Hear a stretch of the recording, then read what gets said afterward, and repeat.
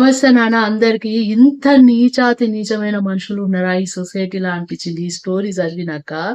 ఎంత బాధ అనిపించిందంటే మధ్యలో అమాయకులను ఎందుకు బలి చేయడము అని నాకు అదొక్కటి బాధ అయింది. వాడు ఒక బ్యాంకు మేనేజర్ అట. వాడు ఒక ఆమెతోటి ఇన్లీగల్ కాంటాక్ట్ పెట్టుకుంది. ఆమెకు ఒక ఎదిగిన బిడ్డ ఉన్నది. ఈ దరిద్రుడు ఏం చేసిండు, ఈ బ్యాంకు మేనేజరు ఇటు తల్లితోటి ఉండేది కాకుండా ఇటు బిడ్డను కూడా ఓలలేసుకున్నాడట వాడు. సో తల్లికి తెలియకుండా బిడ్డను, బిడ్డకు తెలియకుండా తల్లితోటి వాడు సంసారం సాగిస్తున్నాడు. ఇటువంటి నా కొడుకులను నడి రోడ్డు మీద బట్టలు ఇప్పించి ఉరికిచ్చి కొట్టాలి. నిజంగా చెప్తున్నా.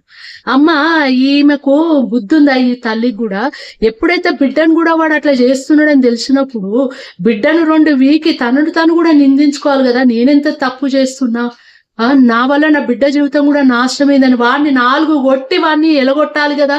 కానీ ఈమెకు ప్రేమ చావలే వాడి మీద ప్రేమ చావలే. బిడ్డతోటి కూడా వాడు అట్లా చేస్తుంటే కూడా దీనికి ప్రేమ చావలే, సిగ్గులేని దానికి. సో ఏం చేసిందట, బిడ్డకు ఒక అతన్ని చూసి పెళ్లి చేసి ఇచ్చిందట. చాలా అమాయకుడట వాడిని. సో వీడికి ఇది స్టోరీ. సో బిడ్డ పెళ్లి చేసుకుంది, అత్తగారింటికి పోయింది. ఈ అత్తగారు అందరితోటి ఎంతో ప్రేమలు, ఎంత బుద్ధిమంతురాలు, ఎంత మంచిది అనేది ఒక పెద్ద ఘనంగా పేరు తెచ్చుకోవాలని అట్లా ప్రవర్తిస్తుంది. సో భర్తను తీసుకుపోయింది, భర్తకు విషం ఇచ్చి చంపేసి అక్కడ పడేసి వచ్చింది అక్క. ఎందుకంటే ఈ బ్యాంకు మేనేజర్ కావాలట దానికి, వాడి మీద ప్రేమతోటి.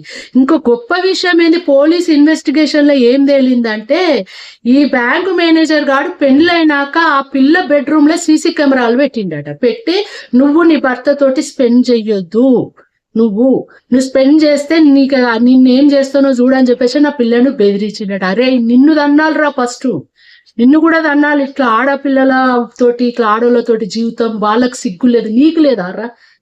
ఈ పిల్ల అతను చంపిందట, మంచిగా ఎరగనట్టుగా ఇంట్లోకి వచ్చి మంచిగా నిమ్మలంగా ఉన్నదట. సో 2 రోజులు అయినాక ఏంది ఆడ అవుపడతలేడు అని ఇంట్లో తెలియదు అనిపిస్తుంది కదా. లాస్ట్ కు శవం దొరికిందట. ఇంకా తల్లి బిడ్డ గ్లిజరిన్ వేసుకొని భార్య ఏడ్చి అయ్యో చచ్చిపోయిండు అని ప్రేమ ఒలక పోసి మళ్ళా ఏడుస్తుందట. దొరికిండ్రు, లాస్ట్ కి అందరు దొరికిరు.